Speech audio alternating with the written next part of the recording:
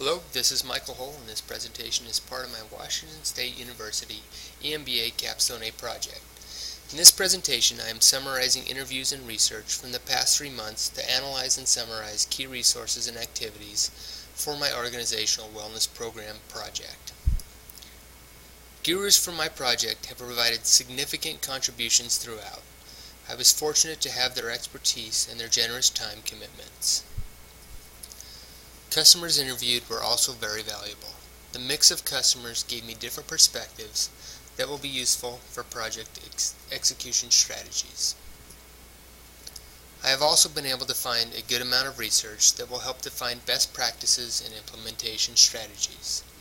This information will also be valuable in gaining support from hospital administration for funding of my project. Key resources needed are fairly clear. For physical resources, I'll need a space for the on-site wellness clinic and medication therapy management services. I estimate that 3 treatment rooms will be needed to see patients, along with 1 consultation room for MTM services. The clinic will need a reception and waiting area for up to 6 patients waiting at a time. The clinic will need to be on-site at the primary hospital campus to provide the convenience and access to allow maximum customer utilization. The on-site location is also valuable since pharmacy, lab, and imaging are all accessible from this location. Another resource is the electronic medical record. We will utilize eClinicalWorks for our EMR, which is the EMR for the majority of primary care providers for our customer population. This will allow effective communication and continuity of care with primary care providers. For human resources, the clinic will need management oversight. This will not initially be a full-time job and ideally will be managed by someone within the organization with knowledge and expertise in this area. Alternatively, we could look to contract this position with Signal Health, our local accountable care organization.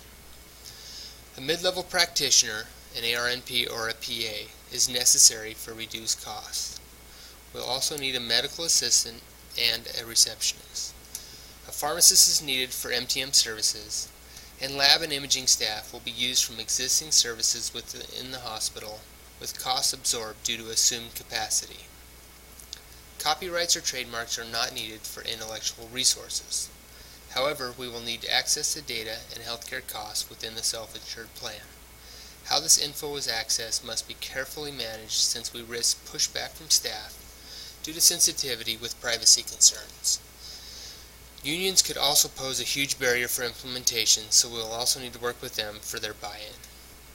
We will utilize a consulting firm for best practice recommendations and implementation strategies. We will also contract a third party to administer the health risk assessment.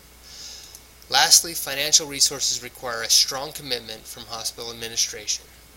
This is a long-term commitment due to the time period required to realize profitability, along with the challenges for clearly showing ROI. Startup costs are relatively minimal due to existing resources within the organization. For key activities, a significant initial step is the process is a health risk assessment. A health risk assessment is a key first step in developing a wellness program. This survey will help identify target segments, give an overview of wellness opportunities, and begin the process of engagement with customers. The health risk assessment must be coordinated with customer engagement strategies that help build an overall culture of wellness. Leadership support is vital in this process, and leaders must model behaviors that show support of our wellness program. We must also gather baseline metrics and perform analysis in combination with the health risk assessment to establish goals for our wellness program. We will also establish target segments within this data. Metrics and key performance indicators will be ongoing for the wellness program.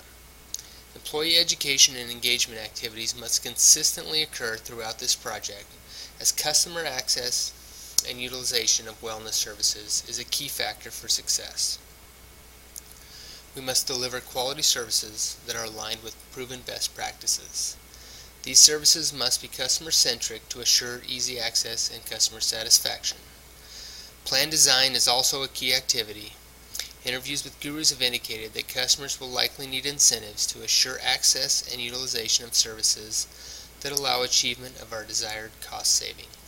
This completes my interview and research segments of the feasibility test.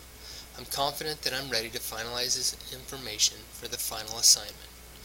I must now formalize this information and provide detail that will lead to a successful formation of the business plan.